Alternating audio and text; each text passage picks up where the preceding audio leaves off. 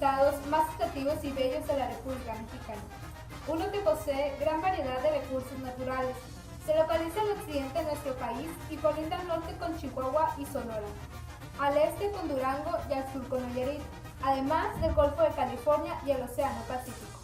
Sinaloa tiene forma alargada, ancho en el norte y angosta en el sur. Su extensión territorial es de 57.377 kilómetros cuadrados. Los municipios del estado de Sinaloa son Ahome, El Fuerte, Choix, Guasave, Sinaloa, Angostura, Salvador Alvarado, Mocorito, Badiraguato, Nabolato, Culiacán, la capital del estado, Cozalá, Elota, San Ignacio, Mazatlán, Concordia El Rosario. y Escuinapa.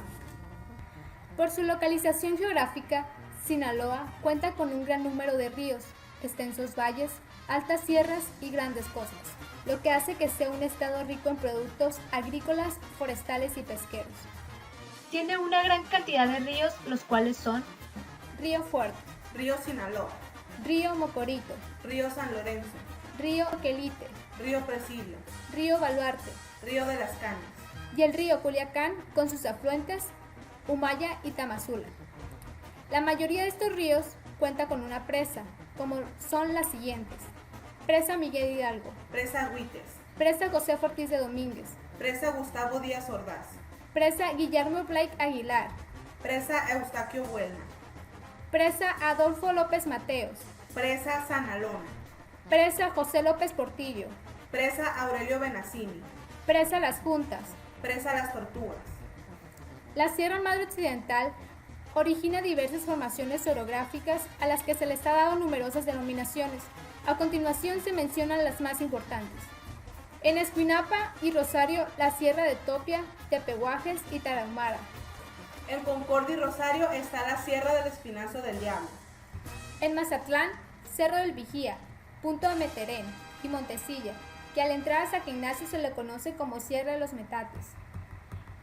En Elota se forma la Sierra de Tacuichamona, misma que al entrar en Culiacán es conocida como Sierra de San Lorenzo. Por la frontera sureste penetra la Sierra de Bayona y San Francisco, formadas por los cerros de Rosario, Jalopete, Jama, León, Banca, Monte de los Achiotes y la Mesa de la Hormiga. Clima. El cálido subhúmedo es el que predomina en la mayor parte de la región de la costa. El 40% es clima seco y semiseco presentes en una franja que va desde el Fuerte hasta Mazatlán. El 10% es muy seco y se localiza en las zonas de los Mochis. El restante 2% es clima templado subhúmedo localizado en las partes altas de la Sierra Madre Occidental. El 48% del estado presenta clima cálido subhúmedo localizado en una franja noreste-sureste que abarca desde Choix hasta los límites con Nayarit. Según los datos que arrojó el segundo Censo de Población y Vivienda, realizado por el INEGI, con fecha del 12 de junio de 2010, el estado de Sinaloa contaba hasta este año con un total de 2.767.761 habitantes, ocupando el lugar número 15 a nivel nacional por su número de habitantes. Áreas naturales protegidas en Sinaloa: Cerro de la Máscara, Isla Roca Tortuga, Isla Pájaro, Isla Venado, Isla Cardones, Isla Hermano del Norte, Isla Piedra Negra, Isla Lobo, Playa Verde Camacho, Isla de Oraba, el mineral de Nuestra Señora de Candelaria, Cascada de Vado Hondo y Gruta de Cozalá, La Uva, Cueva del Murciélago, Ejido Topo Viejo, Alameda del Río Mocorito, Bahía de Navachiste, El Palmito, Surutato, edificios y lugares históricos, pueblos mágicos, El Fuerte y Cozalá, pueblos señoriales: Mocorito, Elota, San Ignacio, El Rosario, Sinaloa de Leyva y Villa de Ahome. lugares históricos, Teatro Ángela Peralta en Mazatlán, Obelisco que recuerda el sitio de la batalla de San Pedro en Nabolato, La Lomita del Mercado Garmendia en Culiacán. Costumbres y tradiciones, festejos de Semana Santa, Mayo Lloremo, la fiesta de la Taspana en San Javier y San Ignacio, la música de banda o de viento, el Día de Muertos, el carnaval, las comidas y dulces típicos como el chilorio de Mocorito, las mestizas de Pericos, los dulces de Cozalá, las conservas de mango en Escuinapa, los mariscos de Mazatlán y Culiacán, entre otros. Los riesgos más constantes que vive nuestro estado son las inundaciones y deslizamiento de tierra y rocas de las montañas. El estado tiene la ventaja de que los posibles riesgos naturales no son de gran peligrosidad gracias a la ubicación, la altura, la vegetación y el clima. Primeros pobladores. Hace unos 40.000 años llegaron al continente americano los primeros pobladores. Venían de Asia, cruzaron por el estrecho de Bering. Eran nómadas, cazadores y recolectores. Hicieron ciudades y culturas muy importantes, entre las que destacan la olmeca, la maya, la mexica, la teotihuacana, la tolteca y otras más. Los grupos indígenas de Sinaloa se establecieron a orillas de los caudalosos ríos y arroyos. Los caítas. Cultivaban maíz, frijol, calabaza y chile, con la ayuda de una herramienta llamada coa. Complementaban su alimentación con lo que cazaban, pescaban o recolectaban. Los caítas practicaron el hilado y el tejido de algodón. Tejían mantas que usaban como vestido. Elaboraban sencillos objetos de cerámica. Vivían en grupos formados por familias y sus viviendas eran chozas elaboradas con varas, lodo y palma. Una de las principales características es que fue un grupo muy belicoso. Usaban armas como el arco, la flecha y la macana. Creían en un ser superior, así como algunos animales, entre ellos el venado y el coyote, que eran objeto de veneración. Eran aficionados a diversos juegos, entre los que se destaca el juego de la pelota, conocido como la ulama. Guasabes y achires. No conocían la agricultura, de modo que su alimento consistía en peces y mariscos. También recolectaban frutos silvestres y fueron hábiles cazadores, actividad para la que utilizaban arco y flecha. Vivían en grupos nómadas emparentados entre sí, no utilizaban ropa y tampoco construían casas para vivir. Sabían tejer la paja y el tule, con los que fabricaban cestos y pequeñas balsas. Sus prácticas religiosas eran muy simples y también había entre ellos curanderos. Los tahues.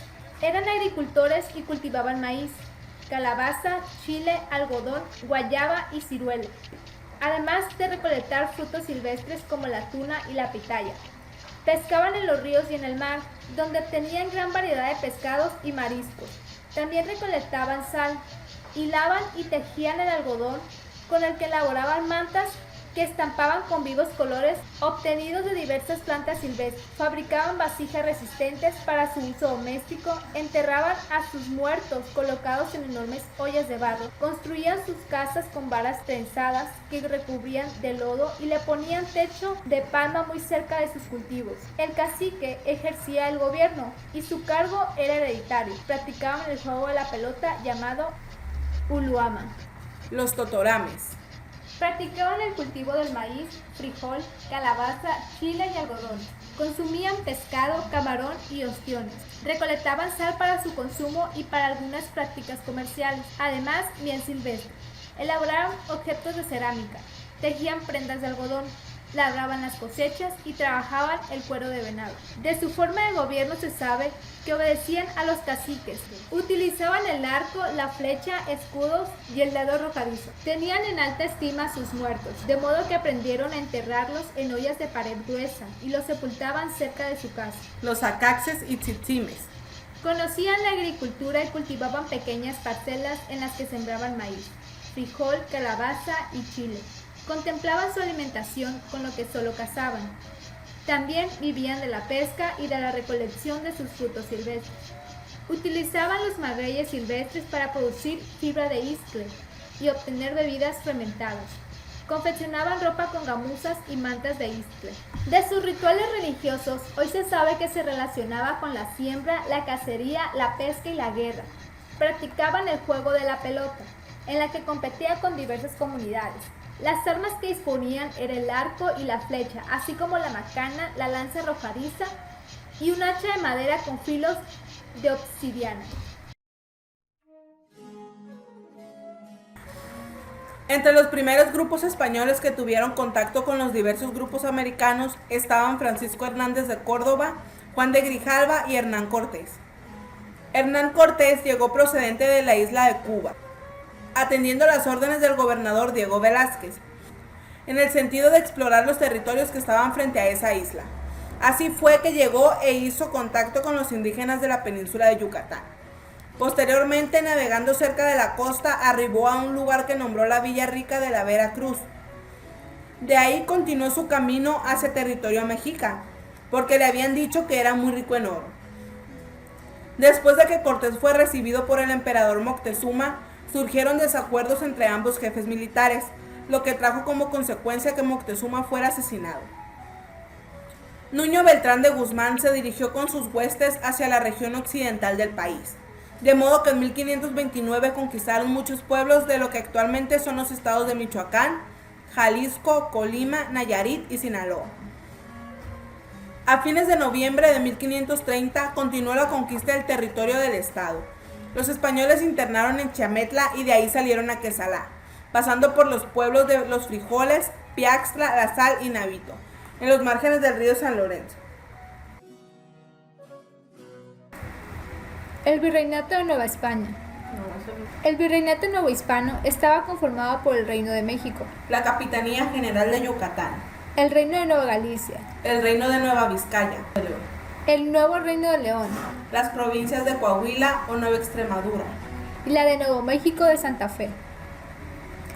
La provincia de Culiacán formaba parte del Reino de Nueva Galicia, al igual que los estados de Jalisco, Nayarit, Aguascalientes Zacatecas. y Colima. Su capital fue Guadalajara. Las provincias de Sinaloa y San Sebastián se integraron al Reino de Nueva Vizcaya, comprendido por Durango, Coahuila y parte de Sinaloa en el siglo XVIII. A fines de noviembre de 1530 continuó la conquista del territorio del estado. Los españoles se integraron en Chiametla y de ahí salieron a Quesalá, pasando por los pueblos de Los Frijoles, Piaxtla, La Sal y Navito, en los márgenes del río San Lorenzo. En esta población indígena se fundó la villa de San Miguel Navito el 29 de septiembre de 1531. En 1536, durante la exploración que el capitán Diego Alcaraz realizó por el río Petatlán, cerca de Guasave, encontró un numeroso grupo de indios que acompañaban a Alvar Núñez, Cabeza de Vaca y 4 de sus acompañantes que venían desde la Florida, recorriendo grandes distancias, y describieron la existencia de Cibola y Quivira, ciudades fabulosas en las que decían el oro abundaba en grandes cantidades. El virrey don Antonio de Mendoza organizó expediciones a esos lugares en 1538, al mando del capitán Francisco Vázquez de Coronado. Tras recorrer grandes distancias infructuosamente hasta llegar al territorio de lo que hoy es Estados Unidos, solo le quedó volver y dar información del fallido viaje. En 1564, el capitán Francisco de Ibarra fundó en los márgenes del río Fuerte la villa de San Juan Bautista de Carapoa. En 1531 llegaron a la villa de San Felipe y Santiago de Sinaloa los frailes jesuitas Gonzalo de Tapia y Martín Pérez, quienes asumieron la difícil labor de pacificar a los naturales de la región.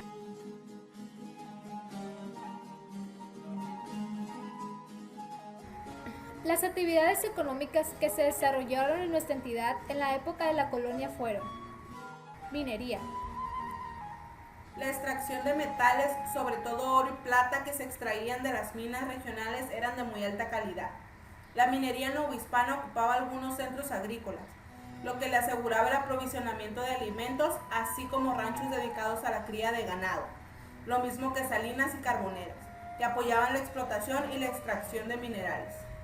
ganadería, La práctica de la ganadería se esparció en poco tiempo. En las misiones se enseñaba a los indígenas las técnicas para cuidar el ganado, así como el aprovechamiento de sus derivados como el cuero, la leche y la carne. agricultura, La agricultura produjo grandes resultados. La forma de trabajo indígena cambió cuando se introdujeron nuevas técnicas e instrumentos para sembrar, cultivar y cosechar. Se araba con bueyes bajo el sistema conocido como yunta.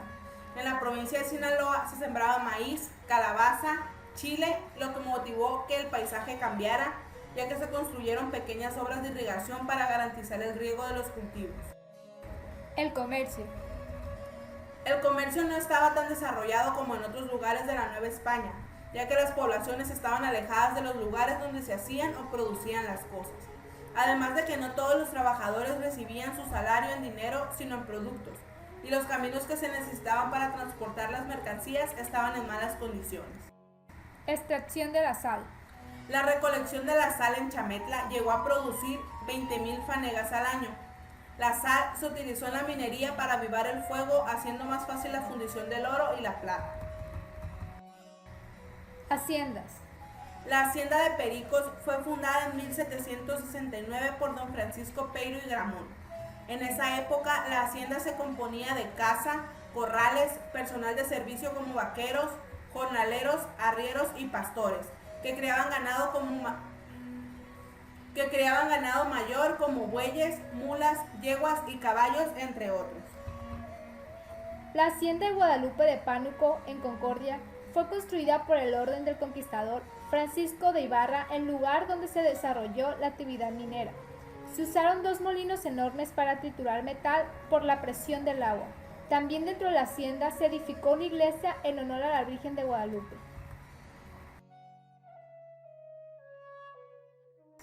Organización social y de gobierno. Cuando se fundaron misiones y villas españolas, se adoptaron nuevas formas de gobierno. Los españoles impusieron la encomienda, el repartimiento, el corregimiento, así como el ayuntamiento con alcaldes, regidores y oficiales de cabildo. Los indígenas pagaban tributo al rey de España, además de pago el tributo al encomendero o en el repartimiento. La fundación de una villa española traía consigo, en todos los casos, la elección del ayuntamiento y el nombramiento del alcalde. El alcalde mayor representaba la máxima autoridad y era la cabeza de las instituciones coloniales en una provincia. Se nombraba cada año y tenía derecho a recibir un salario que le pagaba a la corona española. La audiencia era un cuerpo colegiado que se encargaba de resolver los asuntos de importancia general. Estaba dirigido por el virrey, de modo que en él requería la más alta representación del gobierno en la Nueva España. En Guadalajara se estableció la audiencia de Nueva Galicia. Que era la instancia que resolvía los problemas judiciales que ocurrían en Sinaloa.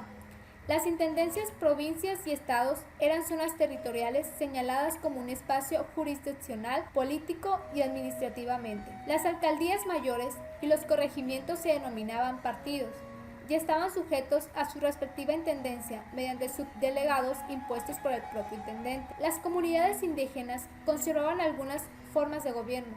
Una de ellas fue la de los sicas. Las comunidades indígenas conservaron algunas formas de gobierno. Una de ellas fue la de las caciques, indígenas más importantes de los pueblos conquistados.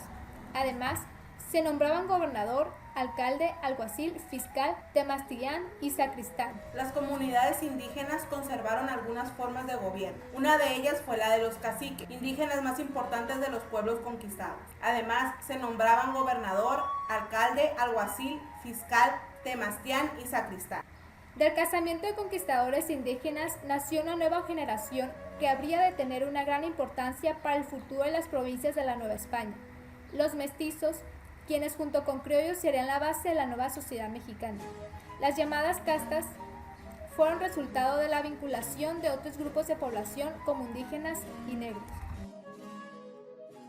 Legado cultural.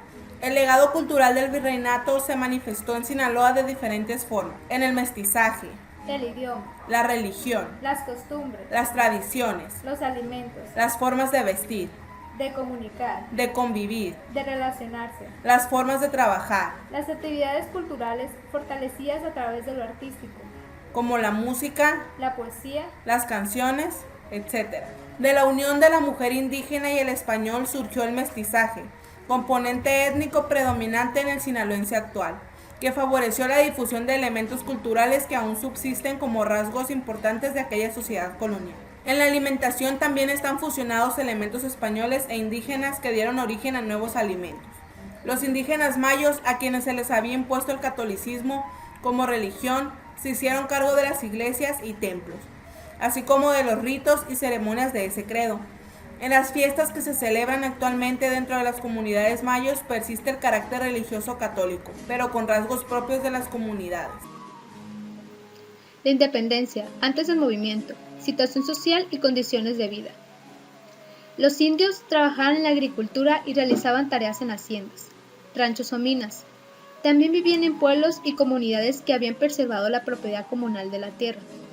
Las comunidades que perdían sus tierras se desintegraban y sus integrantes pasaban a formar parte de la servidumbre como peones, jornaleros y casi esclavos españoles y criollos. Según las leyes, los indígenas tenían protección, derechos y consideraciones, pero en la práctica vivían en la miseria. Durante la época colonial se designaban con el nombre de castas al conjunto de individuos mestizos, negros, mulatos y zambos. En las grandes poblaciones trabajaban en la fabricación de loza, de telas de algodón y lana, y en la producción de tabaco. También eran cocheros, mozos, panaderos y criados. En el campo eran capataces, jefes de cuadrilla y algunos se desempeñaban como administradores de hacienda. En cuanto a los negros y mulatos, que formaban un segmento minoritario de la población, asentaba principalmente en zonas costeras y en los reales de las minas. Vivían en esclavitud, sin derechos y tenían impuestas severas obligaciones. Indígenas, castas y esclavos compartían la extrema miseria y se veían amenazados periódicamente por el hambre y otras calamidades.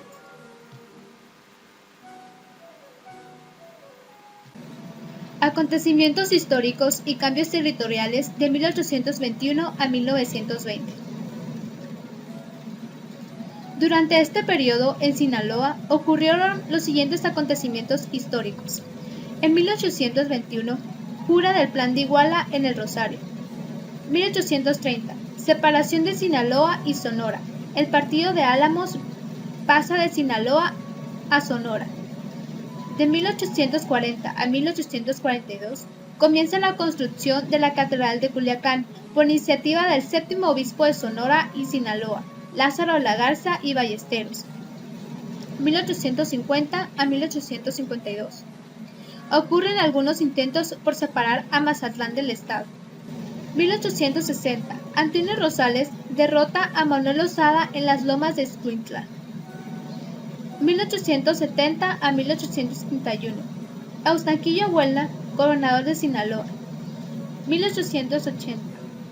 Decreto para introducir la línea de ferrocarril de Culiacán al Tata. 1890 a 1891. El ingeniero Luis Molina instaló el consejo para comprar un solar y dar principio a la obra de un teatro en Culiacán.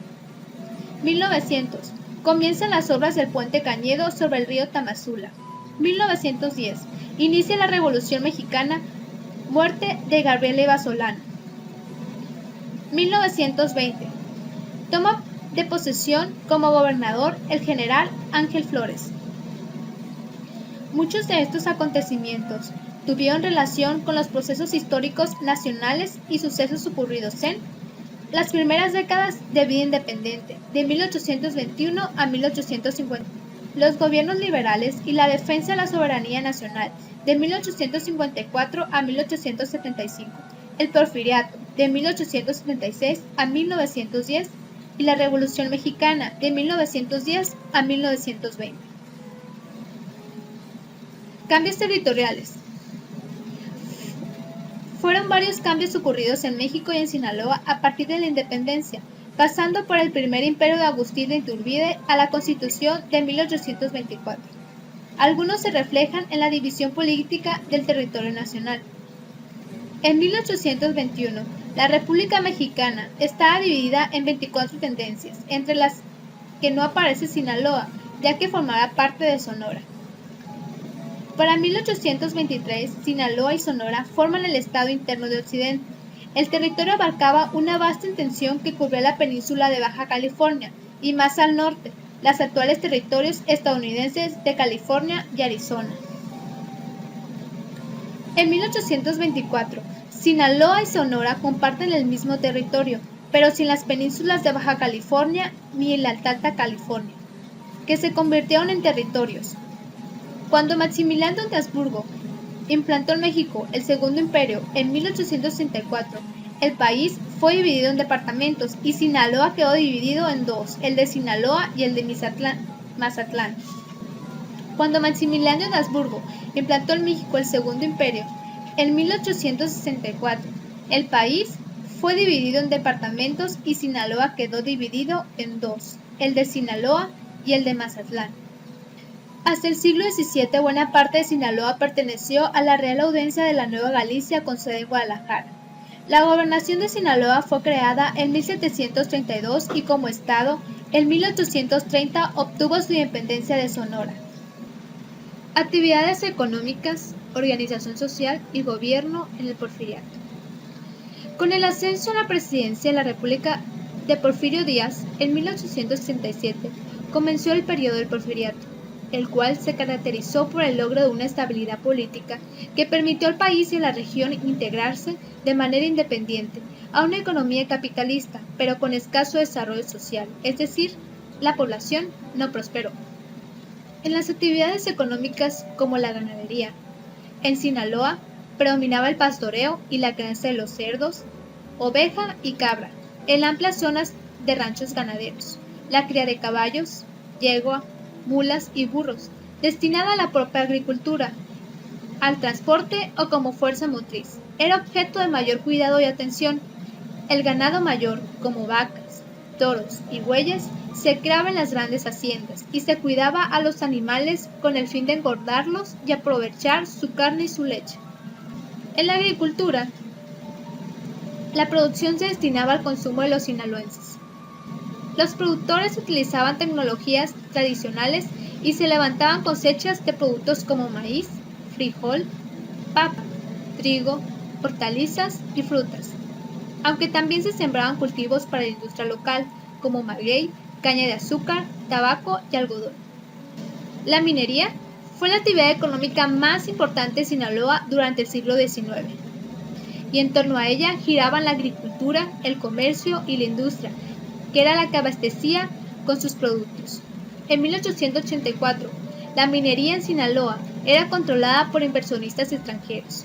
La cuarta parte del capital extranjero se concentró en la explotación del cobre, oro, plata, plomo, hierro, antimonio, zinc y mercurio. La extracción y beneficio de minerales se modernizó con maquinaria nueva. Fueron famosos los minerales y compañías mineras ubicadas en El Fuerte, Copala, Pánuco, Cozalá, El Rosario, Concordia, Guadalupe de los Reyes, Ciantagua de los Caballeros, Cibrijoa y Yecorato, entre otros.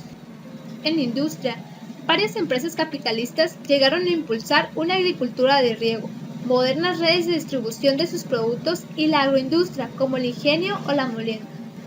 De los 7 ingenios azucareros o moliendas que existían entonces y que manejaban grandes volúmenes de producción entre 1873 a 1903, fueron las más importantes. Uno estaba en El Dorado, que pertenecía a la familia Redo, otro en Los Mochis, cuyo dueño era un estadounidense llamado Benjamin Johnson, y el de Nabolato, que pertenecía a la familia Aldama. También había 2 fábricas de hilados y tejidos en Mazatlán y una en Culiacán. Organización social y de gobierno. El crecimiento económico experimentado durante el Porfiriato trajo consigo el aumento y embellecimiento de las grandes ciudades, en donde la gente rica encontró la comodidad y el lujo. El común de la gente, a pesar del aumento de la comodidad, seguía viviendo en la miseria. Dentro de esa desigualdad, en el reparto de la riqueza, estaba por un lado una alta burguesía. Las personas de clase media burguesa cruzaban carreras universitarias y se establecían en trabajos de oficinas gubernamentales, en bancos, casas de comercio, etc., donde ganaban lo suficiente para vivir. Había campesinos, obreros, vendedores ambulantes, sirvientes, trabajadores de mina, etc. Porfirio Díaz manejó a su antojo las elecciones imponiendo a gobernantes y a diputados que les eran fieles a todos los estados de la República. Fue así como hizo gobernador a Sinaloa al general Francisco Cañedo Belmonte. El general Francisco Cañedo gobernó Sinaloa por más de 32 años, de 1877 a 1909. Y durante ese periodo, al igual que el resto del país, Sinaloa mejoró su economía, debido a las facilidades que el Porfiriato dio a los extranjeros para que invirtieran en la minería y en la industria.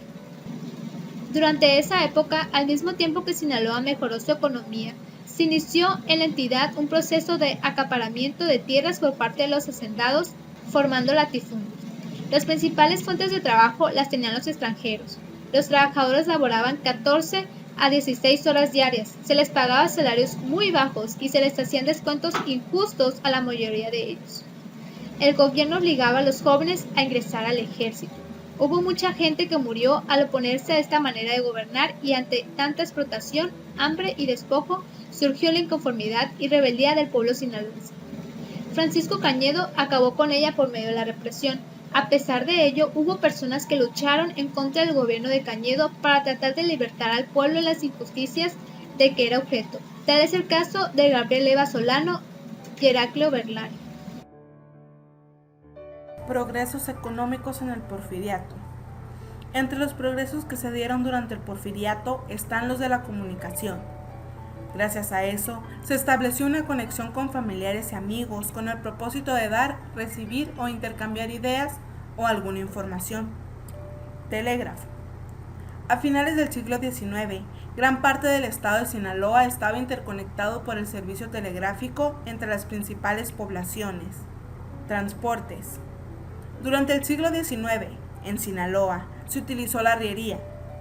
Un arriero es una persona que trabaja transportando mercancías como café, paja, lefia, trigo, carbón y muchas otras cosas, en grupos de bestias que pueden ser burros o mulas, a las que denominaban recuas. Ferrocarril. El primer ferrocarril que operó en Sinaloa fue el popular Tacuarinero en 1883, que cubría los 62 kilómetros que medían entre el puerto de Altata y la ciudad de Culiacán. Se construyó como parte del Ferrocarril Occidental Mexicano.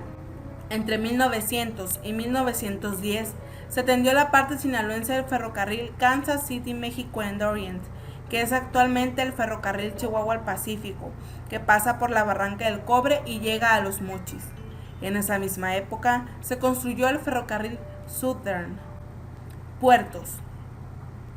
Por Altata se desarrolló un importante movimiento de carga y descarga de embarcaciones, que permitió la introducción y distribución de mercancías a Culiacán y estados como Durango, Chihuahua y Sonora. A finales del siglo XIX y principios del XX, Mazatlán fue el puerto favorito de inversionistas y comerciantes extranjeros y nacionales para establecer sus negocios y desarrollar actividades bancarias, industriales, agrícolas y comerciales.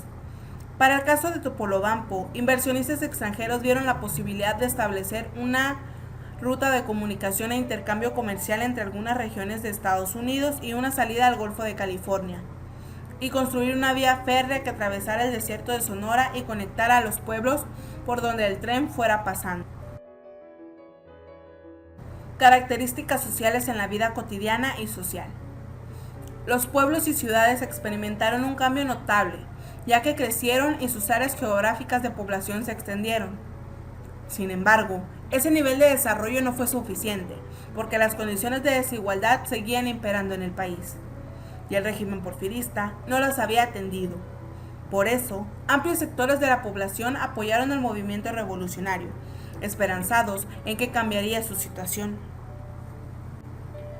Agricultura y ganadería. La mayor parte de la población trabajadora seguía ocupándose en la agricultura, preferentemente en la siembra y cosecha de maíz y frijol, así como en la de garbanzo, trigo, calabaza, caña de azúcar, entre otras. Otra actividad no menos importante era la ganadería, la cual se practicaba de manera extensiva. La explotación ganadera con fines comerciales estaba en manos de unos cuantos hacendados, mientras que el resto de los ganaderos la orientaba al mercado en pequeña escala y sobre todo al autoconsumo. Industria. En la población de Capirato se implementaban las moliendas de zafra de azúcar, por lo que constituían una importante fuente de empleo para un considerable número de trabajadores. Esta actividad consistía en cortar la caña que se cultivaba en las orillas del arroyo, acarrearla en carretas hasta las molineras fabricadas del arroyo, arrear las bestias que movían el engranaje de los molinos con la caña, llevar el jugo hasta los casos panocheros, atizar los hornos y finalmente producir los deliciosos dulces. Oficios. El panorama ocupacional de Capirato se complementaba por la rica vegetación que abundaba alrededor del pueblo, destacando, sobre todo, los árboles de encino y cedro. Gracias a ellos, se practicaba la carpintería, orientándose fundamentalmente a la construcción de carretones, carruajes, tapancos, escaleras, sillas, alambreras, camas, vestidores y mesas. En esta labor participaban oficiales y aprendices con mucha habilidad y destreza para no desaprovechar las finas maderas que prodigaba la naturaleza circundante. Artesanía. Las generosas tierras del pueblo de Capirato proporcionaron a sus habitantes otro medio para vivir, la elaboración de artículos de barro, entre los que destacaban las ollas, los jarros, los zapastes, las cazuelas, los platos y las cucharas. Otra actividad de igual importancia fue el tejido de objetos de palma, como los sombreros, los petates, las canastas, los guares, las escobetas y las escobas, entre otros. Todos estos productos eran llevados al mercado los domingos y los días festivos para su respectivo comercio. A ellos se sumaban la venta de conservas de frutas, las frutas secas, los pollos y huevos de gallina, entre otros. La revolución en el Estado, personajes, desarrollo y líneas de acción. Francisco I. Madero hizo un llamado al pueblo de México para que se levantara en armas y luchara contra las injusticias del régimen porfirista. Con este propósito fijó una fecha crítica, el 20 de noviembre de 1910. Así fue que numerosos grupos de sinaloenses se fueron preparando para la ocasión. Madero también deseaba ser presidente de la República, pero Porfirio Díaz no lo permitía, de modo que antes de que sus periodos de gobierno concluyeran se hacía reelegir o ganaba las elecciones. El pueblo desconfiaba del proceso electoral y siempre creyó que había un fraude. Así fue que Francisco I. Madero formó grupos antireeleccionistas en Sinaloa. Estos fueron algunos hechos ocurridos en el estado. 1910. Primer hecho de armas en Culiacán. 1911. Primeras elecciones de la etapa revolucionaria en Sinaloa. 1913. Culiacán y Mazatlán quedaron en poder de las fuerzas constitucionalistas, comandadas por el general Álvaro Obregón. 1916. Venustiano Carranza nombró al general Ángel Flores gobernador de Sinaloa. Carrancistas contra villistas en Sinaloa. En noviembre de 1913 tuvo lugar la segunda toma de Culiacán por los constitucionalistas, que se opusieron al usurpador Victoriano Huerta, asesino intelectual de Madero, y José María Pino Suárez. En la reunión de la Convención de Aguascalientes realizada en octubre de 1914, se desconoció al primer jefe constitucionalista, Venustiano Carranza, y se formaron dos bandos. El primero con Iturbe, Eduardo Jay, Ángel Flores y Juan Carrasco, quienes formaron parte del ejército constitucionalista. Y el segundo integrado por Felipe Riveros, Macario Gagiola, el general Juan Banderas, Rafael Buelna, el joven general sinaloense que durante mucho tiempo controló Nayarit, el líder indígena Abachomo, entre otros, que se pasaron al ejército villista en 1915. Fue necesario celebrar un congreso en el que se definieran las formas de gobierno y de leyes. Así que los sinaloenses enviaron a Pedro Zazueta, Cándido Avilés, Andrés Magallón, Carlos M. Esquero y Emiliano Ceseña. Una vez aprobados los acuerdos, leyes, artículos y disposiciones por el Congreso Constituyente, fue promulgada la Constitución Política de los Estados Unidos Mexicanos el 5 de febrero de 1917. Patrimonio cultural, patrimonio inmueble. Entre los bienes considerados patrimonio cultural de Sinaloa están las haciendas de Pericos, La Esperanza, Guadalupe, Higuera de los Vega, Ciénega de Casal y La Labor. También están los 28 templos, edificios de misiones de Tabalá, Templo de Imala, de Aluey, de Capirato, de Concordia, de Copala, de Pánuco, de Choix, de Tehueco, de Nío, de Pueblo Viejo, de Ocolome y de Mocorito, lo mismo que la iglesia de San José de Gracia, así como las misiones de Ocoroni, Opochi, Baburía, Chicorato, Bacubirito, Cubiri, de Boropoa, Matapán y Lepochi. Además, en esta lista aparecen también pueblos cuyas construcciones son de arquitectura colonial y cuentan con iglesias muy viejas, por ejemplo Bacubirito, Ocoroni y Sinaloa de Leiva. El templo de San Ignacio de Loyola, en el municipio de Choix, y las casas coloniales de la comunidad de Baimena, la iglesia de San Sebastián, el templo virreinal de San José de Copala, en Concordia, todo el primer cuadro de la ciudad del Fuerte, declarado oficialmente área colonial. Asimismo, el templo del Sagrado Corazón de Jesús. La ciudad de Cozalá es considerada la joya colonial del estado por sus edificios coloniales y calles empedradas. El templo de San José, la Basílica de la Inmaculada Concepción en Mazatlán y el centro histórico de esa ciudad. El Museo de Minería en Cozalá, petroglifos de Tacuichamona, la Basílica de Nuestra Señora del Rosario, edificios como el de la Universidad Autónoma de Sinaloa, el Mercado Garmendia, el Archivo Histórico, el Palacio Municipal y el Puente Negro en Culiacán. Los pueblos mágicos existentes en Sinaloa son Cozalá, el municipio de Cozalá, y El Fuerte, en el municipio del Fuerte. Se les llama pueblos mágicos a aquellas poblaciones que se destacan por la riqueza de su naturaleza, arquitectura e historia, y se denominan así en reconocimiento a sus pobladores por conservar su riqueza cultural e histórica. En la misma situación están los pueblos, que por conservar tradiciones, historia, cultura, variada gastronomía, belleza arquitectónica y ser cuna de ilustres personajes, se les considera y son llamados pueblos señoriales. En Sinaloa, los pueblos que tienen esta categoría son San Ignacio de Loyola, en el municipio de San Ignacio; El Rosario, en el municipio del Rosario; Sinaloa de Leyva, en el municipio de Sinaloa; Mocorito, en el municipio del mismo nombre; Elota, en el municipio de Elota; y Villa de Ahome, en el municipio de Ahome. Música y danza ceremonial Yoreme. La música y danza ceremonial Yoreme se desarrolla actualmente en prácticas sociales, rituales y actos festivos por grupos o individuos que viven en comunidades como Bacorewis, San Isidro, El Colorado, San Miguel Zapotitlán, Ohuira, 5 de Mayo, Lázaro Cárdenas, Teputcahui, Mochicahui, Charay, Jaguara 2, Sibirijoa, Capomos, Baimena, Vaca, San Javier, Juan José Ríos, La Playa y San Luciano. Estas comunidades se ubican en los municipios de Ahome, El Fuerte, Guasave, Sinaloa, Angostura y Choix en Sinaloa, y en muchos pueblos de Sonora. Las fiestas religiosas acompañadas de la música y danza ceremonial son actos dedicados a las creencias que rigen la mayor parte de la vida tradicional.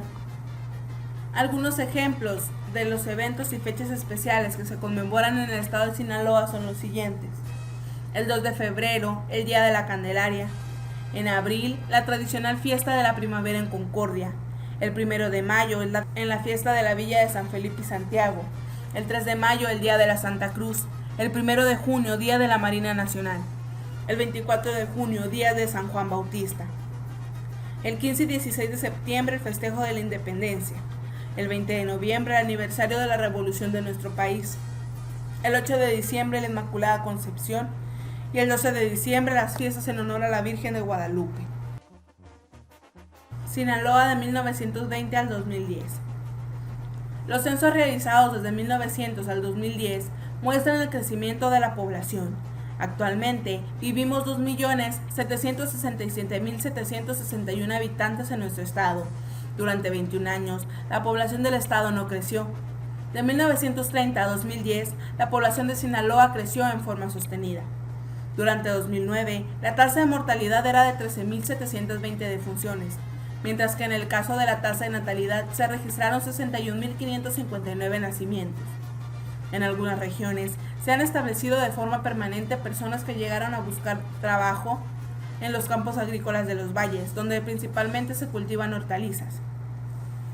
Las ciudades más importantes son Los Mochis, Guasave, Culiacán y Mazatlán, siendo Culiacán la capital del estado desde 1873.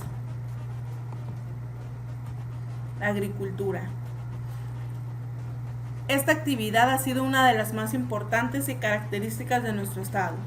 Las grandes haciendas de la época porfirista, que habían sido el sistema más productivo del periodo, siguieron siéndolo al término de la Revolución, con el reparto de tierras y el surgimiento de los ejidos y de la pequeña propiedad. Los cultivos más exitosos fueron el maíz, el frijol y la caña de azúcar. El turismo. El puerto de Mazatlán es el principal destino turístico, nacional e internacional, de nuestro estado. Además, recientemente, el gobierno federal declaró pueblos mágicos a Cozalá y El Fuerte, lo que sin duda permitirá recibir más visitantes, lo que beneficiará a la población local. La ganadería. La ganadería es una actividad de vital importancia para Sinaloa. Casi 3.700.000 hectáreas en el estado son de pastos y agostaderos, con una población de 2.228.000 bovinos, porcinos, ovinos y caprinos, que producen más de 63.538 toneladas de carne. A ellos se suman 54.271 toneladas de carne de pollo. Todo eso hace de Sinaloa un estado autosuficiente. Comunicaciones. Cubre el estado una importante red carretera que enlaza ciudades y pueblos importantes. Destaca la carretera internacional México-Nogales, que atraviesa de norte a sur con una extensión de 650 kilómetros. Paralela a la anterior, la carretera costera Benito Juárez de 4 carriles ofrece seguridad y rapidez de traslado a los viajeros. En el sur, entronca la carretera Mazatlán-Durango y en el centro se trabaja en el proyecto Badiraguato-Parral. El ferrocarril del Pacífico cruza el estado de sur a norte con acceso a Estados Unidos por Nogales, Arizona y Mexicali, y la vía Chihuahua-Pacífico enlaza la entidad con el estado de Chihuahua. La minería. La minería en el estado data del siglo XVI, cuando el capitán español Nuño Beltrán de Guzmán recibió la encomienda de explorar el noroeste de México. Fundó en 1530 la villa de Chametla, donde se estableció de manera definitiva el primer grupo español en tierra sinaloense, y en 1565, como resultado de la actividad minera, la villa de San Sebastián, que se conoce actualmente como Concordia. La industria. La industria es resultado de los productos agrícolas y pesqueros propios del estado, comenzando por el procesamiento de la caña dulce para la fabricación de azúcar y de subproductos como el alcohol y las melazas. El empaque de frutas y hortalizas de exportación es otra actividad muy extendida. Hay plantas procesadoras de frutas y verduras que producen pasta de tomate, jugos y verduras enlatadas. Los productos marinos se congelan o se deshidratan. La industria sinaloense produce también café tostado y soluble, algodón en pluma, arroz pulido, harina de trigo, aceites vegetales, cerveza y otras bebidas purificadas. Fundación de la ciudad de Los Mochis. En 1898, Benjamin Francis Johnson inicia la construcción del ingenio azucarero, razón y motor del crecimiento del primer núcleo de población. Por decreto del gobernador de Sinaloa, general Francisco Cañedo, en 1903 le llama Los Mochis al pueblo con 500 habitantes, caserío que emergía en torno al campo cañero. Circundada de verdes cañaverales y grandes huertos de naranjas, la población de Los Mochis en 1910 ya era de 3.000 habitantes. Trabajaban en el ingenio local, en la siembra de alfalfa, cereales, tomate, chile y otras legumbres, y en diversos oficios, limitada a 5 calles lodosas sin nomenclatura y de pequeña longitud. En 1929, a disposición del gobernador del estado, general Macario Gagiola, es elevado a categoría de ciudad por unir la cantidad de habitantes y el progreso alcanzado, además que garantizaba que las instituciones respetaran la ley y la dignidad humana. La conformación de la población de la ciudad de Los Mochis fue plurinacional y extranjera, mestizaje en todos los niveles, que dio origen a la raza sinolense. Hombres y mujeres de rostros y cuerpos donde confluyen los con sanguínea herencia de aborígenes, españoles, alemanes, ingleses, irlandeses, malayos, chinos, japoneses, turcos, libaneses e israelitas. Personajes ilustres. 1847-1916. Albert K. Owen nació en Chester, Pensilvania, ingeniero civil que vino de esta región a construir el ferrocarril Norfolk-Topolobampo, puerto que colonizó y en donde soñó construir una utópica ciudad. 1865-1937. Benjamin Francis Johnston, nacido en Sharon, Pensilvania, fue uno de los fundadores de estas tierras municipales y uno de los principales industriales, que creó The Aguilar Refining Company. En un pequeño poblado de colonos erigió la ciudad de Los Mochis, que en 1903 empezó a desarrollarse desde el punto de vista urbano como una ciudad norteamericana.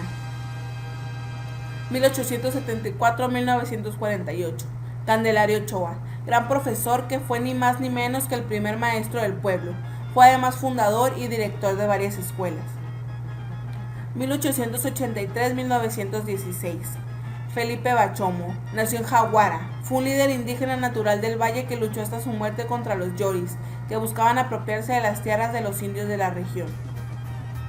1887-1953. Macario Gagiola Urías, nació en Bacamari, gran militar que luchó en contra de las tropas de Victoriano Huerta al mando de las fuerzas maderistas. Tomó la plaza de Los Mochis el 5 de abril de 1913. 1894-1951. Zacarías Ochoa, gran terrateniente y porfirista desplazado por Johnston de las fábricas de azúcar y alcohol El Águila.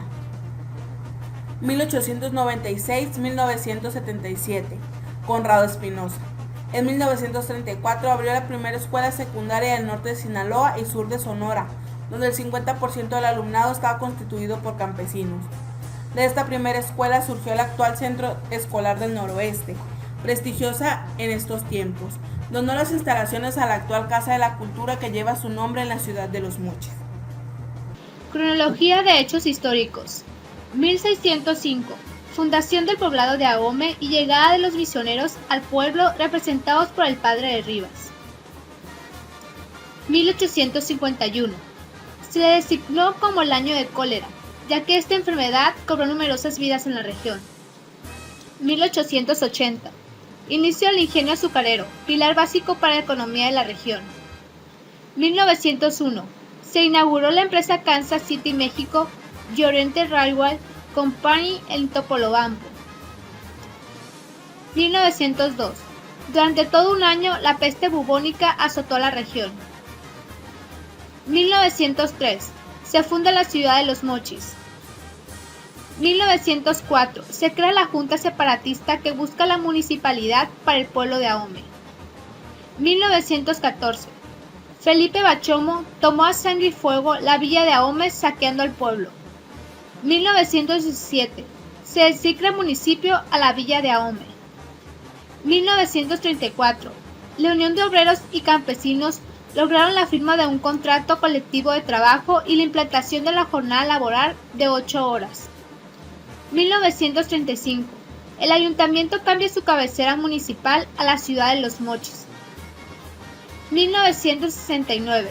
El Club de Béisbol Cañero de Los Mochis es campeón en la temporada 1968-1969 de la Liga Invernal Sonora-Sinaloa.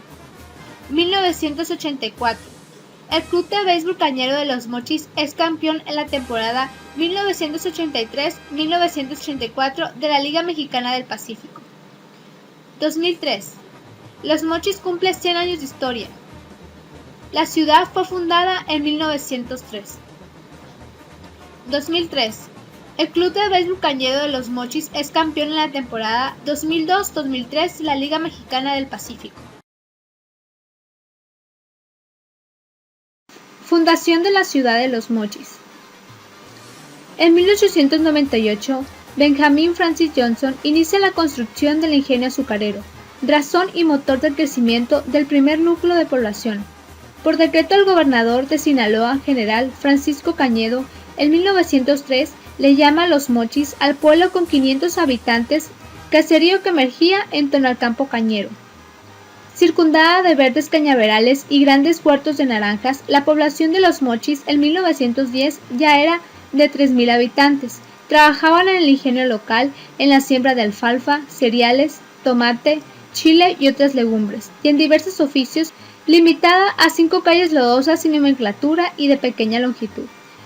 En 1929, a disposición del gobernador del estado, general Macario Gagiola, es elevado a categoría de ciudad por unir la cantidad de habitantes y el progreso alcanzado, además que garantizaba que las instituciones respetaran la ley y la dignidad humana.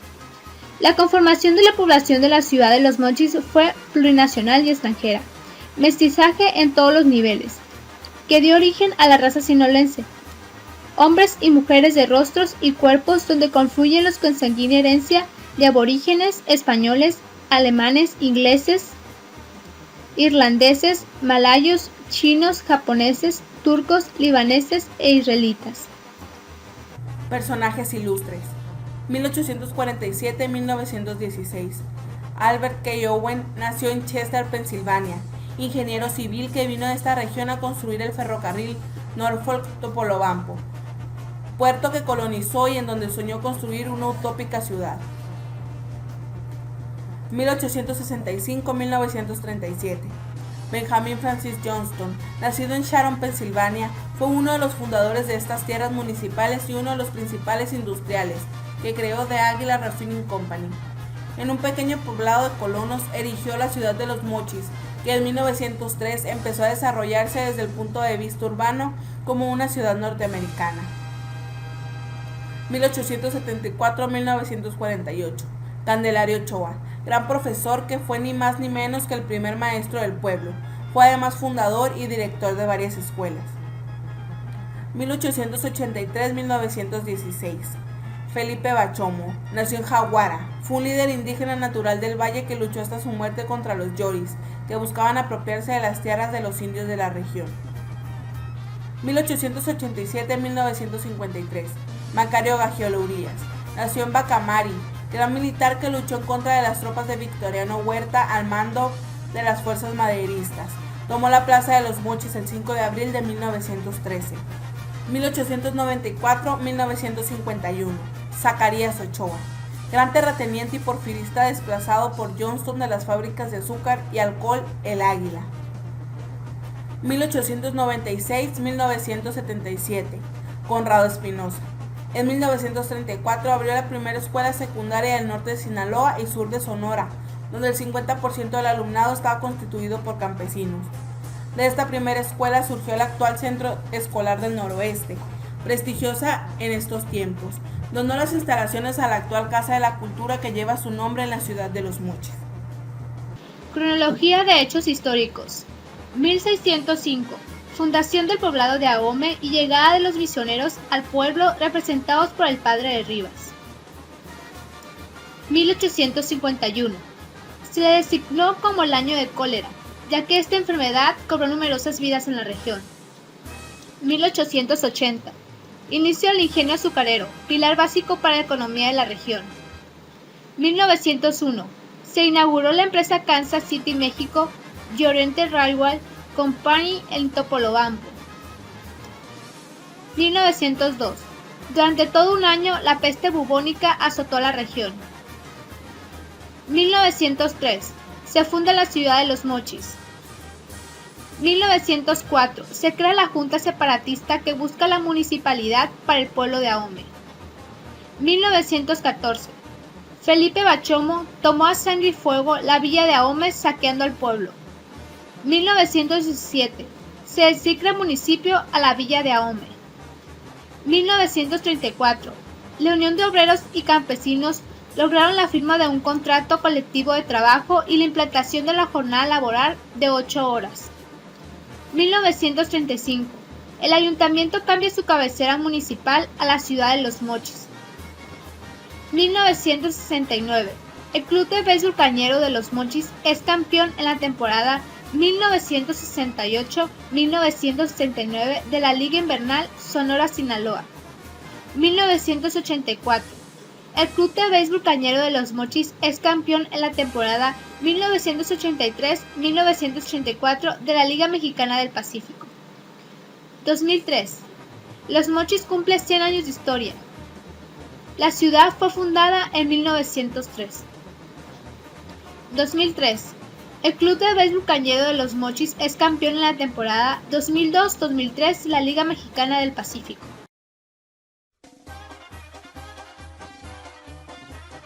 El ingenio azucarero. En 1872, Albert K. Owen, joven ingeniero civil norteamericano, quien llegó a estas latitudes a hacer estudios para la construcción de vías ferroviarias, al contemplar maravillado la bahía de Oguira, visualizó ahí la ciudad del futuro, donde convergerían vías ferroviarias y marítimas hacia todo el mundo. Hoy, el puerto de Topolobampo es esa ciudad que visualizará Owen. Después de muchos proyectos por construir la ciudad perfecta, Benjamin Francis Johnston, joven y hábil negociante, llega hasta Topolobampo atraído por las maravillas que prometía la ciudad de Owen. Johnston ve la oportunidad de explotar los recursos como la caña de azúcar y junto con Edgar Lican, quien se había asociado con don Zacarías Ochoa, dueño de un trapiche llamado El Águila, inician la construcción del más importante ingenio azucarero de esa época. Al morir Ochoa, Johnston se apodera del negocio junto con Lican fundan The Águila Sugar Refining Company, la que después cambiara a United Sugar Company. Para el año de 1901, Johnston era muy poderoso, tanto que mandó trazar una moderna ciudad con calles amplias y rectas, muy al estilo norteamericano. Así nace Los Mochis. aunque es hasta 1903 cuando es reconocida, junto con Topolobampo, como alcaldías. En 1892 se realiza la primera zafra en el ingenio El Águila Sugar Refining Company, moliendo caña sembrada en los predios de don Zacarías Ochoa. Don Benjamin Francis Johnston, en 1901, ya por su cuenta, construye el ingenio azucarero en Los Mochis, adquiriendo para ello un predio superior a las 16,000 hectáreas y consiguiendo del gobierno federal la concesión de una parte del uso de agua del río Fuerte. Primeras escuelas. La primera escuela fundada en la ciudad de Los Mochis fue la Escuela Americana, creada por iniciativa de los colonos, en donde hoy se encuentra el Boulevard Centenario y el Boulevard Rosales. Era una escuela donde asistían hombres y mujeres, no era privada, por lo tanto había mexicanos y americanos que habitaban en la ciudad de Los Mochis y sus alrededores entre 1900 y 1902. Se crea en 1905 la Escuela Justo Sierra, en la Colonia de los Obreros. Actualmente en la Colonia Insurgentes. La Escuela Miguel Hidalgo se funda en 1910, en donde inició únicamente con asistencia de varones. En 1918 se funda la Escuela Leona Vicario, donde asistían únicamente mujeres, y para 1920 recibe el nombre de Marilena Vizconde en honor a la maestra y directora de ese mismo nombre, aceptando a hombres y mujeres. A finales del siglo XX se crea una escuela privada, José Ortiz de Domínguez, llamada La Particular, encabezada por Marcial Ordóñez. En los años 30 se crea el primer kinder, Justo Sierra. Biblioteca José María Morelos y Pavón. El 2 de agosto de 1983, por decreto expedido por el Poder Ejecutivo Federal, se estableció el Programa Nacional de Bibliotecas, el cual integra los servicios bibliotecarios del país a través de la Red Nacional de Bibliotecas Públicas y de la Dirección General de Bibliotecas del Consejo Nacional para la Cultura y las Artes. Esto con la finalidad de brindar a todos los mexicanos el acceso gratuito a la lectura informática y recreativa, planteando así la realización de un esfuerzo de coordinación de los servicios de las bibliotecas públicas que actualmente brindan los gobiernos de los estados a través de la Coordinación Estatal de Bibliotecas, los municipios y la CEPIB. En el municipio de Ahome, en los primeros meses de 1983, se propuso, tomó el acuerdo y se legalizó por parte del Ayuntamiento de Ahome la creación y apertura al público de la Biblioteca Municipal José María Morelos y Pavón, ubicada por la prolongación Obregón al Poniente. Abrió sus puertas al público el día 17 de septiembre de 1983 con horarios de 9 a 6 de la tarde y un acervo inicial de 4,000 volúmenes, los cuales posteriormente fueron devueltos a la Dirección de Biblioteca, ya que ese material no estaba procesado, y en enero de 1984 se entregan a la biblioteca 8,000 libros ya procesados para que así el 15 de febrero de 1984 se inaugurara oficialmente por parte del señor gobernador constitucional. La Biblioteca Morelos comienza a operar con la siguiente personal: un encargado de biblioteca, 4 bibliotecarias, una secretaria y un vigilante, prestando los siguientes servicios: préstamos a domicilio, préstamos en sala, asesorías de tareas y visitas guiadas. Y en 1991 la biblioteca ya cuenta con una videoteca. En la clasificación del acervo se ha usado uno de los sistemas más simples llamado Dewey, el cual agrupa las ciencias y conocimientos en 10 grandes grupos: obras generales, filosofía y psicología, religión, ciencias sociales, idiomas, ciencias puras, ciencias aplicadas o tecnología, arte y recreación, literatura, geografía e historia y biografías. Se ha tenido especial cuidado en que los niños en edad preescolar tengan un primer contacto con la biblioteca en una forma lo más amena posible, y de esta manera fomentar más fácilmente el hábito de asistencia a la biblioteca en las nuevas generaciones. Se ha contado con la operación entusiasta de las educadoras y el programa que se realiza es el siguiente: la recepción del grupo de acuerdo a un calendario puramente fijo. Plazuela 27 de septiembre y la Iglesia Sagrado Corazón de Jesús. Mucho se ha discutido acerca del origen de la Plazuela 27 de septiembre, espacio emblemático de la ciudad de Los Mochis. Los más refieren que como tal subsiste desde el año 1922, en que, según afirman, la familia Johnston donó a la ciudad y al municipio este espacio, junto con el terreno donde se construyó la parroquia del Sagrado Corazón de Jesús. Atractiva la versión, pero falsa, al menos imprecisa. Esta donación, que después se formalizaría por una simbólica venta en 50 pesos del terreno de la plazuela, aunque al parecer nunca salieron los papeles respectivos, pero sí la referencia, se dio desde el año de 1919. Se le impuso el nombre de 27 de septiembre para recordar así la fecha de la consumación de la independencia. El Cerro de la Memoria es un ícono de la ciudad de Los Mochis, Sinaloa. Su nombre indígena es Banderacábul, uno de los lugares más visitados. En su cima se encontraba un faro que tenía 3 millones de bujías y abarcaba un radio de 150.000 kilómetros. El faro era el guía de la navegación aérea y marítima, a la vez que saludaba de noche al Valle del Fuerte. El camino de la falda hasta la cúspide debió haberlo mandado hacer don Benjamin Francis Johnston, quien subía a lo alto, llenaba sus pulmones de aire puro y volteaba al horizonte hasta ver las fumarolas de las chimeneas de su fábrica, la señal inequívoca de que la zafra empezaba y que las calderas eran atizadas con brazos de cactáceas. Los colonos de Owen lo llamaban Cerro de la Memoria, porque allí empezaron a sepultar a sus difuntos. El cerro era una especie de referencia que los guiaba para saber dónde estaban sus deudos. Después, en la falda del propio cerro, las autoridades levantaron el primer panteón municipal. Hace poco tiempo, la fe católica llevó a la cima del cerro una gigantesca estatua de la Virgen del Valle, quien es visitada constantemente por los creyentes. Si subimos por el camino del cerro, llegaremos al Mirador de la Pérgola, escenario maravilloso al pie del Cerro La Memoria, donde se contempla una extraordinaria vista panorámica de la ciudad, techo de un gran depósito de agua. Esta construcción fue habilitada durante algún tiempo para fiestas y eventos, y ahí surgió una leyenda que aún persiste, la de la mujer de blanco, una bella joven que se aparecía en estas celebraciones para cautivar a un muchacho e iniciar un romance, solo para darse cuenta que ella ya había muerto. Se dice que a raíz de esta historia los bailes dejaron de realizarse. Jardín Botánico Benjamin Francis Johnston.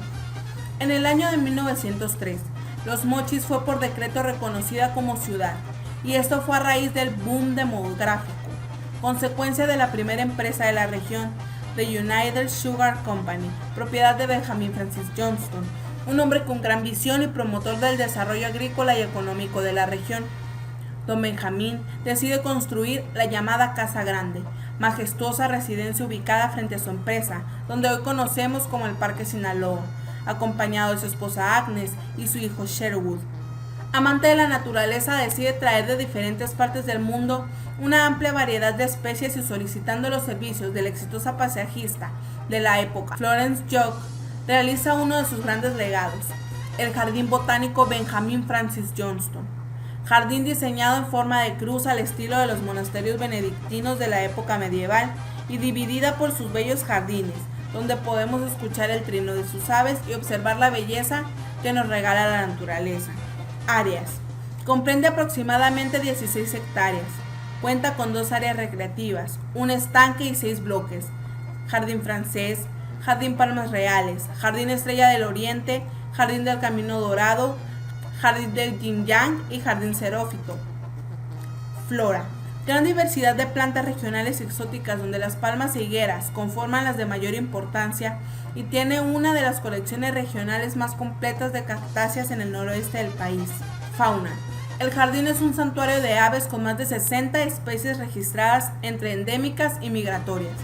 Las más observadas son el periquito catalina, palomo morado, chipe corona negro y naranja, entre otras muchas más. Ferrocarril Chepe. Este popular ferrocarril fue construido en 1961. Tomó casi 90 años y $90 millones en construirse. A la fecha sigue siendo la única conexión terrestre entre las ciudades de Chihuahua y Los Mochis, Sinaloa. En junio de 1997 obtuvo la concesión para operar la ruta de las Barrancas del Cobre. En 1998 se inició la remodelación de su flota de coches, comedor, coches bar y coches de pasajeros del tren de Primer Express. El ferrocarril ofrece al turista 2 servicios, Primer Express y el de clase económica. El Chepe, cuyo trayectorio es de 656 kilómetros, incluye 37 espectaculares puentes y 86 impresionantes túneles. Viene desde el Océano Pacífico hasta las grandes alturas de este maravilloso esplendor escénico.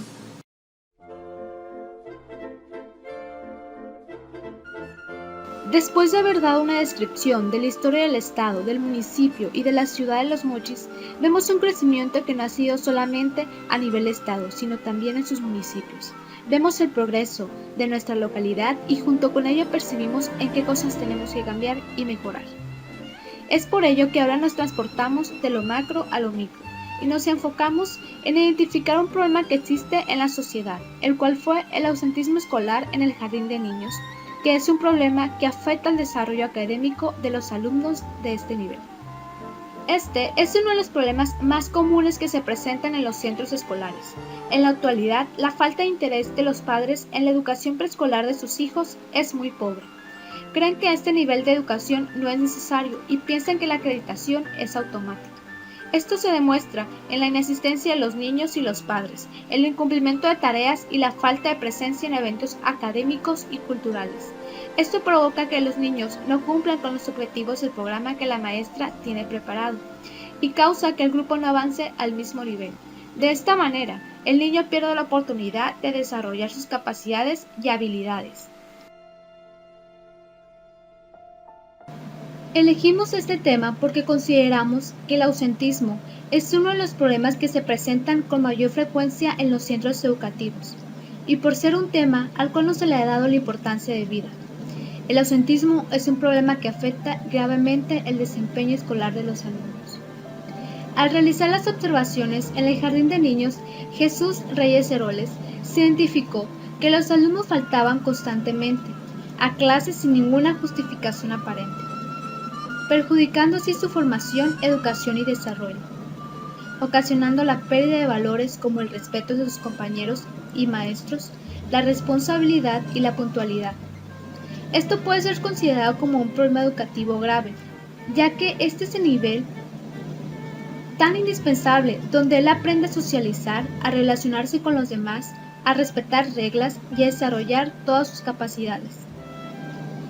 Se debe tomar en cuenta este problema y hacer que los padres tomen conciencia de que sus hijos están perdiendo la oportunidad de aprender y desarrollarse, y mostrarles que es importante darles una educación a los niños desde temprana edad para que desarrollen sus capacidades físicas, emocionales e intelectuales y no pierdan la oportunidad de recibir una educación de calidad.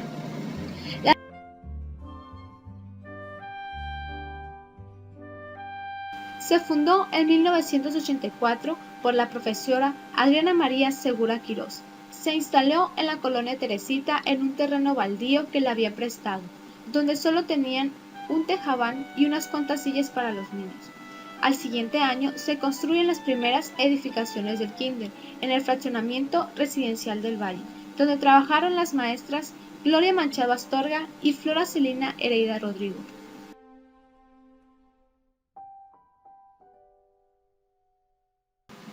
Al norte de la ciudad de Los Mochis podemos encontrar el fraccionamiento residencial del Valle, en la esquina de las calles Ciprés y Dátil, las cuales están pavimentadas.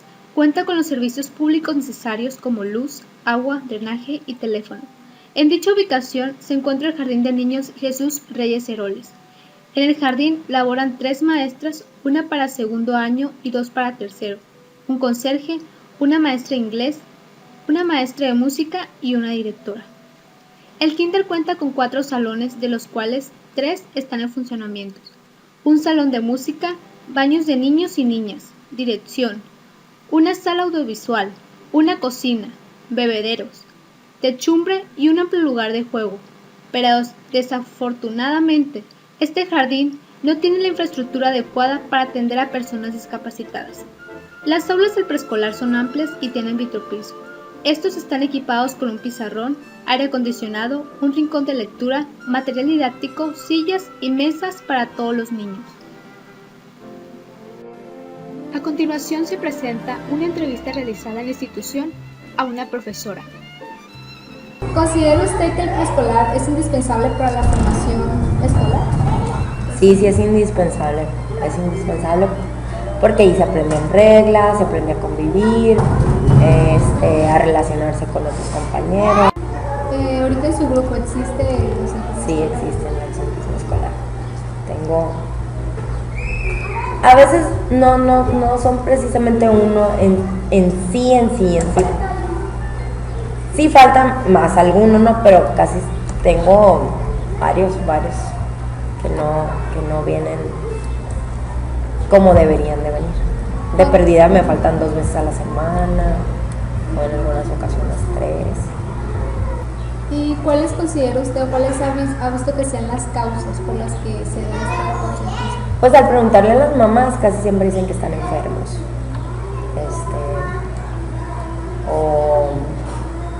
Esa sería la causa principal, pero no siempre traen algún tipo de justificante y es normal, ¿no? Porque por una gripa pues no los van a llevar al doctor, ¿no? ¿Y cuáles son las consecuencias de que el niño no asista regularmente? Pues a veces se atrasan. En ocasiones, fíjate qué pasa, que tengo niños que me faltaron toda la semana. Pues al regresar, algunos, es increíble, pero no respetan las reglas, o ya no tienen ganas de venir, o andan aflojerados, o simplemente pues ya lo que vimos, imagínate, en toda la semana, se atrasan. ¿El profesor o las autoridades del plantel pueden intervenir para evitar el ausentismo escolar? Sí, pues tratamos de hacer todo lo posible, así como te digo, las reuniones, la directora me ha ayudado.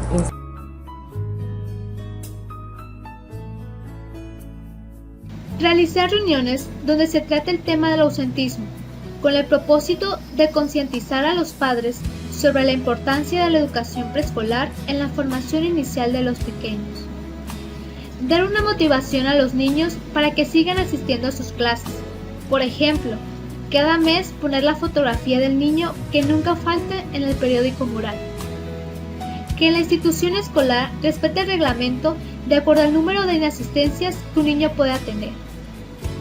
Despertar en los niños los valores de la responsabilidad, el respeto, la laboriosidad, puntualidad y honestidad, para crear en ellos una buena formación y que por ellos mismos empiece la iniciativa de asistir a la escuela, haciendo obras de trato sobre los valores donde ellos mismos participen. Considerando que en esa institución asiste un niño que tiene discapacidad motora, para apoyar a la inclusión y que él se sienta parte del grupo, ya que estos alumnos muchas veces no quieren asistir porque no los toman en cuenta, por lo que se propone adecuar la infraestructura con rampas para que tenga un fácil acceso a la institución, que los baños sean suficientemente amplios para un niño con esta discapacidad y que se encuentre con todo el material escolar necesario para la inclusión de un niño con una necesidad educativa específica. Facilitar al docente los recursos o las herramientas que pueda utilizar para el diseño de estrategias con niños con necesidades educativas específicas. Dar orientación a los padres de familia para que ellos en sus hogares puedan estimular al niño, ya sea acudiendo con especialistas o brindándoles actividades que puedan realizar ellos en casa y que su desarrollo sea más evidente. Tras haber realizado esta investigación, nos dimos cuenta de cuán importante es que conozcamos la entidad donde vivimos, así como su historia, cultura y costumbres, ya que nosotros somos los encargados de que este legado cultural permanezca en un futuro. Solo conociendo la historia podemos tomar conciencia y reflexionar. Debemos aprender de los errores de nuestros antepasados y así transformar nuestro presente para un mejor mañana. Observamos que Sinaloa ha pasado por momentos difíciles, pero que gracias al valor y esfuerzo de su gente ha salido adelante. Sinaloa es un estado que cuenta con todas las herramientas para seguir en constante progreso. Su gente, recursos naturales y su localización geográfica posibilitan esta tarea. Consideramos como parte de este progreso la educación en nuestra localidad, dando al alumno una formación integral para que sea exitoso en todo lo que emprenda. De esta manera, si formamos emprendedores, se podrá cambiar la realidad en que vivimos y enfrentarnos a los problemas con una actitud diferente. Como vimos a lo largo de esta materia, Sinaloa ha progresado considerablemente en economía, en población, vivienda, modos de vivir y convivir, situación social, educación, empleos y comodidad. Esperemos que así siga, avanzando hacia un mejor futuro para la población sinaloense.